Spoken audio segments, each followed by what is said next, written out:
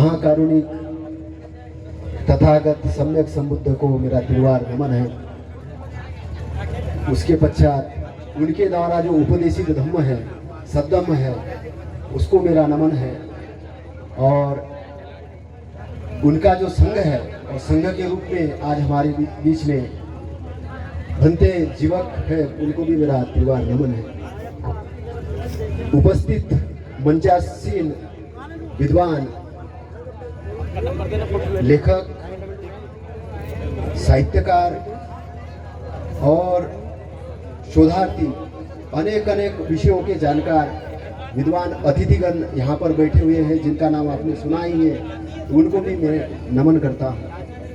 और बाबा साहब द्वारा स्थापित दी बुद्धिस्ट सोसाइटी ऑफ इंडिया, उनको मैं साधुवाद देता हूँ कि उन्होंने मुझे मंच प्रदान किया है। और शाम को मेरी जो इंजीनियर रतन सोमकोर साहब से बात हुई और बात होने के बाद मैंने आने का आश्वासन दिया कि मैं आऊँगा। और आने के बाद मैं आपके सामने दो शब्द जो प्रस्तुत कर रहा हूँ उसको आप ध्यान से सुनेंगे। जिन वक्ताओं ने, जिन आदरणीय वक्ताओं ने अभी तक जो बातें कही है उसको मैं नहीं दोहराऊंगा। और आपसे थोड़ा निवेदन है कि आप मेरी बात को शांतता से सुने। और मैं लंबी बात नहीं कहने वाला, लेकिन महत्वपूर्ण बात कहने वाला हूँ। और उसको शांतता से सुन के उस पर मनन करें, उस पर चिंतन करें और चिंतन मनन करके अपने भविष्य को, अपने वर्तमान को ठीक करे, बढ़िया करे।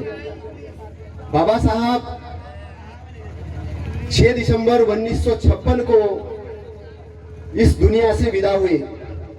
और बाबा साहब धम्म क्रांति को अधूरा छोड़ के चले गए। बाबा साहब का जो मिशन था कि मैं इस भारत को बौद्धमय बनाऊंगा, मैं इस भारत को बौद्धमय बनाऊंगा, ये बाबा साहब का मिशन था। और बाबा साहब उस मिशन को अधूरा छोड़कर चले गए। तो बाबा साहब का मिशन क्या था? बौद्धमय मिशन बनाने का मतलब क्या था? बौद्धमय मिशन बनाने का मतलब था कि बुद्ध ने जो धम्म दिया है, बुद्ध ने क्या धम्म दिया है? बुद्ध ने जो धम्म दिया है वो दिया है दुख मुक्ति का मार्ग। बुद्ध ने जो धम्म दिया है दुख मुक्ति का मार्ग, उनका ऑब्जेक्ट था कि इंसान दुख में है। तो तथागत महामानव गौतम बुद्ध ने क्या शोध किया? तथागत महामानव गौतम बुद्ध ने धम्म को शोध किया। तथागत महामानव विश्व के सबसे बड़े वैज्ञानिक है। तथागत महामानव गौतम बुद्ध विश्व के सबसे बड़े वैज्ञानिक है। और उन्होंने बुद्ध धम्म का शोध किया और बुद्ध धम्म का शोध करके टाइमलेस एरिया का शोध किया, जिसको निब्बान का क्षेत्र कहा जाता है। कुछ लोग हिंदी में उसको निर्वाण भी कहते हैं। निर्वाण का मतलब मरना नहीं है, निर्वाण का मतलब जीना है। निर्वाण का मतलब मरना नहीं है, निर्वाण का मतलब जीना है। और कैसा जीना है? जीना, जीवन को जीना है, दुख से मुक्त होकर जीना है, आनंद से जीना है, शांति से जीना है। और उस शांति पद को प्राप्त करके जीवन के अंदर में जो मृत्यु का मार्ग है, उस मृत्यु के मार्ग को जीतना है, उस मृत्यु से मुक्ति पाना है, जन्म मरण के बंधनों से मुक्ति पाना है। ये बुद्ध धम्म है। तो कोई व्यक्ति कहे कि आपको मरने के बाद अगर स्वर्ग मिलेगा तो वो झूठा है। मरने के बाद कुछ नहीं, जिंदा जिंदा। बुद्ध का जो धम्म है व्याख्यात किया गया धम्म है, अच्छी तरह से व्याख्यात किया गया धम्म है। तो आप कहेंगे कि इससे क्या हमको क्या खाने के लिए मिलेगा? क्या मिलेगा, कैसा मिलेगा? मैं आपको बताना चाहता हूँ, बुद्ध धम्म आपको खाने के लिए नहीं देने वाला, लेकिन इतना देने वाला है कि आप इतने बड़े दानदाता हो जाओगे तो भी आपके पास कम नहीं रहेगी। बुद्ध के अंदर में इतना पावर है, बुद्धिज्म के अंदर में। बुद्धिज्म सिस्टम सिखाता है। दुनिया के लोगों ने पहली बार जो सिस्टम जाना है वो बुद्धिज्म से जाना है। तथागत को जब ज्ञान प्राप्त हुआ तो उन्होंने वो ज्ञान पांच भिक्षु, 5 लोगों को दिया, 5 परिवारजनों को दिया। और 25 हुए और 25 से फिर करोड़ों में संख्या में ये हुए। उसके आधार पे लोगों ने बिजनेस सिस्टम तैयार किया। मैं थोड़ा मैकडॉनल्ड का एग्जांपल दूंगा। मैकडॉनल्ड जानता था कि कैसे बर्गर बनाना है, उसने कई होटल खोली, फ्रेंचाइजी खोल दी। आज भारत के अंदर में आप देखिए, कई लोग जो फ्रेंचाइजी चलाते हैं वो इसी सिस्टम से चलाते हैं। बुद्ध ने पूरा सिस्टम दिया है दुनिया के लिए। और जापानीज जो कंपनी खड़ी हुई है वो बुद्ध के सिस्टम पे खड़ी हुई है।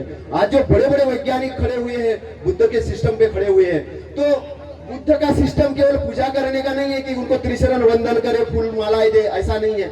अपने आप को बुद्धिजीवी बनाने का सिस्टम है, अपने आप को ज्ञानवान बनाने का सिस्टम है, अपने आप को विद्वान बनाने का सिस्टम है, अपने आप को अमीर बनाने का सिस्टम है, और सारी तरीके से समृद्धि का सिस्टम है।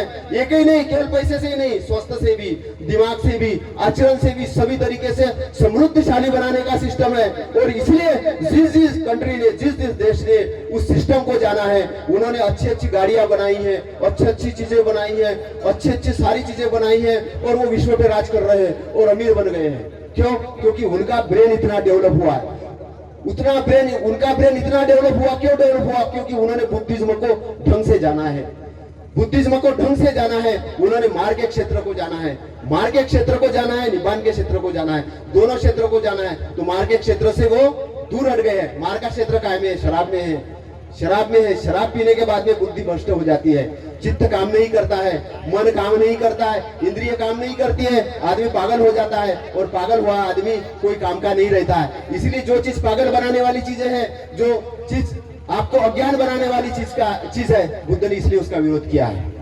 अरे हम खाना खाते हैं, उससे तो हमको उतना अल्कोहल तो मिल ही जाता है जितना जरूरी है, फिर ऊपर से जबरदस्ती क्यों लेना ज्यादा?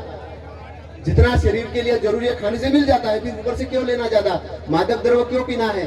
क्योंकि आप कहीं न कहीं दुखी होते हो, कहीं नहीं कष्ट होते हो, उसको भूलना चाहते हो, अपने दुख को भूलना चाहते हो। अपने दुख को जब आप भूलना चाहते हो, तब आप उसके गलत लाइन के शरण में जाते हो। तो मैं आपको जो बताना चाह रहा हूं, तो आपको करना क्या है? आपको संत गाडगे बाबा का मार्ग अपनाना है। संत गाडगे बाबा क्या कहते थे? संत गाडगे बाबा कहते थे कि आपके घर खाना कब है? 2 टाइम का खाना नहीं, 1 टाइम का खाओ, लेकिन बच्चों को पढ़ाओ, पहले अपने बच्चों को पढ़ाओ।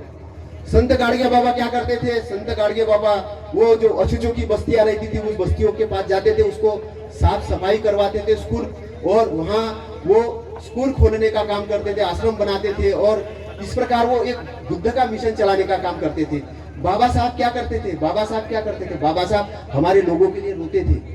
आपको जानकारी हो, बाबा साहब रोते थे, वो कहते थे कि मेरे जाने के बाद इस समाज का क्या होगा, कि मैं नेतृत्व खड़ा नहीं कर पाया हूँ। उनको मालूम था कि अगर ये नेतृत्व खड़ा नहीं हो पाया तो इस समाज का क्या होगा। मैंने इतना अच्छा दम दिया है, इतनी अच्छी पार्टी दी है, इतना अच्छा समता सैनिक दल दिया है। आज हम ये चाहते हैं कि उनकी जो बनाई हुई चीजें हैं, उस चीजों को हम पुनर्स्थापित करें, उनके मिशन को पुनर्स्थापित करें, और भारत के अंदर बौद्ध मिशन की स्थापना करें। और साथियों, मैं लंबी बात न कहते हुए आपको इतना ही कहना चाहता हूं कि अगर आप बौद्ध बनेंगे तो आप विश्व के साथ जुड़ेंगे। अगर आप बौद्ध बनेंगे, आप विश्व के साथ जुड़ेंगे, और आप महार मांगे चमार ऐसे भसोड़ बन के रहेंगे, तो आप केवल एक जाति के साथ जुड़ेंगे, और आपका शोषण होते रहेगा। मैं डंके के साथ कहीं भी बोलता हूँ, आप कौन है? तो मैं बुद्धिस्ट हूँ। जैसे ही मैं बुद्धिस्ट बोलता हूँ, वैसे ही पंडित अगर कोई है तो वो डर जाता है। क्यों? डंके के चोट पे बोलने में दम होता है। किसी को भी बोलता हूँ, मैं एक अपने ऑफिस में बैठा था, एक आदमी को पूछा what is your good name? मैंने पूछा what is your good name? बोले आई एम ब्राह्मीण। मैंने कहा भाई, मैंने आपका शुभ नाम पूछा, आपका ये नहीं पूछा कि आप काय में आता। मैंने कहा ब्राह्मीण हो तो मैं क्या करूं? कौन से ब्राह्मीण हो आप? जन्म से हो कि कर्म से हो? मैंने दूसरा प्रश्न किया, बोले जन्म से हूं। तो मैंने कहा आप जन्म से ब्राह्मीण को, जन्म से इंसान पैदा होता है, ब्राह्मीण कहाँ पैदा होता है? जन्म से इंसान पैदा होता है, ब्राह्मीण कहाँ पैदा होता है? तो वो तिलमिला गया, उसको समझ में नहीं आया मैं क्या बोलूं क्या नहीं। मैंने कहा आप जन्म से कोई डॉक्टर पैदा होते आपने देखा है? जब जन्म से कोई आपने इंजीनियर होते हुए देखा है? ब्राह्मण कैसे होता है? उनका ब्राह्मण का अर्थ भी जानते हो क्या होता है? तो लोगों ने क्या है कि नकली व्यवस्था बना दी। ये वर्ण व्यवस्था नकली व्यवस्था है। कैसी व्यवस्था है? किन लोगों ने बनाई? जो लोग मार्ग के क्षेत्र के अंदर में प्रस्थापित थे। मार्ग का क्षेत्र ऐसा क्षेत्र है कि जो आदमी को अहंकारी बनाता है, झूठा बनाता है, अच्छे लोगों का अनादर करना सिखाता है, और अपने आप को घमंड में डालता है। इसलिए जो लोग मार्गी एरिया के लोग हैं, वो लोग अपने आप को श्री लगा के, आचार्य लगा के, कुछ भी लगा के बड़े बड़े पद हासिल कर लेते हैं, और जनता को मूर्ख बनाने का काम करते हैं। वो सत्यनारायण की कथा लिखते हैं, मनुस्मृतियां लिखते हैं, कुछ ऐसी ऐसी चीजें लिखते हैं। इसलिए कबीर साहब कहते हैं कि वेद को मैं नहीं मानता। कबीर साहब कहते वेद को नहीं मानता, मैं श्री राम को नहीं मानता, मैं राम को मानता हूँ। कबीर का राम आंतरिक राम है, जो सम्राट चेतन वाला राम है। उस राम को कबीर को बाबा साहब के पिताजी भी मानते थे। बाबा साहब का जो घराना था कबीरपंथी घराना था। 2 मिनट और। बाबा साहब का घराना था वो कबीरपंथी घराना था। बाबा साहब के पिताजी विद्वान थे, और इसलिए बाबा साहब के अंदर विद्वत्ता उनके पिताजी से आई। पिताजी से इसलिए आई कि वो पिताजी 2 बजे तक सोते नहीं थे, 2 बजे तक सोते नहीं थे। 2 बजे बाद भीमा डॉक्टर बाबा साहब को जगाते थे, काय के लिए? पढ़ने के लिए। और बाबा साहब जो भी किताब मांगते थे वो किताब उनको देते थे। तो शिक्षा का प्रबंध उन्होंने किया बाबा साहब के लिए। किरुष्कर गुरुजी ने बाबा साहब को बुद्ध चरित्र पर बुक प्रदान की, और बुक प्रदान करने के बाद में बाबा साहब को जब उच्च शिक्षा में जाने का अवसर विदेश में मिला, तो विदेश की व्यवस्था और भारत की व्यवस्था को जब उन्होंने तालमेल किया, तब उन्होंने देखा कि भारत के अंदर गरीबी और भुखमरी का कारण ये ब्राह्मणवाद है, मनुवाद है, इसको हटाने का काम मैं करूंगा। और इसलिए उन्होंनने संघर्ष किया, और इसलिए 25 दिसंबर के दिन उन्होंने 1927 में महाड़ में मनुष्य मूर्ति का दहन किया। दहन ही नहीं किया, उन्होंने नया संविधान लिखा, और नया संविधान लिखा के भारतीय संविधान की स्थापना की। लेकिन उनको मालूम था कि भारतीय संविधान को प्रस्तापित करने के लिए, लागू करने के लिए जनता का उस प्रकार से प्रशिक्षित होना जरूरी है। इसलिए उन्होंने बुद्ध धम्म दिया, क्योंकि बुद्ध धम्म ये सुशासन प्रदान करने का धम्म है। और भारत के अंदर जितनी भी उन्नति है, जितना भी पैसा आता है बुद्धिस्ट कंट्रियों से आता है। जापान बहुत बड़ा दान देता है, कोरिया दान देता है, अन्य कंट्री दान देती है। तो हमारा जो मिशन है, बुद्ध मिशन स्थापित होना चाहिए। आप अपने बच्चों को छोटे सपने मत दिखाओ, बड़े सपने दिखाओ, और उनको बड़े बनाने के बारे में बताओ। बाबा साहब का सपना दिखाओ। सेकंड स्टॉप पे मैं कांशीराम साहब का भाषण सुन रहा था। कांशीराम साहब ने बोला मैं 6 करोड़ लोगों को बुद्धिस्ट बनाऊंगा। बाबा साहब ने कहा मैं बुद्धमय बनाऊंगा। तथागत बुद्ध ने कहा मैं भारत के अंदर में नैतिक व्यवस्था, मतलब विश्व के अंदर में नैतिक व्यवस्था स्थापित करने का काम करूंगा। तो तथागत गौतम बुद्ध का भी मिशन अभी अधूरा है, बाबा साहब का मिशन अधूरा है। उस मिशन को पूरा करने के लिए, अपने आप को अच्छा बनाने के लिए हम सबको एकजुट होकर काम करने की जरूरत है। आप सबकी उन्नति हो, आप सबका कल्याण हो, और आप सबका मंगल हो। हम लोगों ने अपनी बात रखने के लिए यूट्यूब चैनल भी बनाया है। ट्रू माइंडसेट करके हमारा चैनल है, जिसमें अनिल गोलायत करके आप डाल के अगर ये करते तो उसमें धम्म के जो शुद्ध है, जो मिलावट है, उसको दूर करते हुए मैंने धम्म पर बात रखी है। और ये सबके कल्याण के लिए, कोई भी उसको सुन सकता है, कोई जाति बंधन नहीं, कोई कुछ नहीं। उसमें जो अच्छी चीजें हैं वो आप लीजिए, और आपका कल्याण हो, आपका मंगल हो। इसी के साथ मैं अपने 2 शब्द यहाँ समाप्त करता हूँ। नमो बुद्धाय, नमो धम्माय, नमो संघाय। साधु साधु साधु।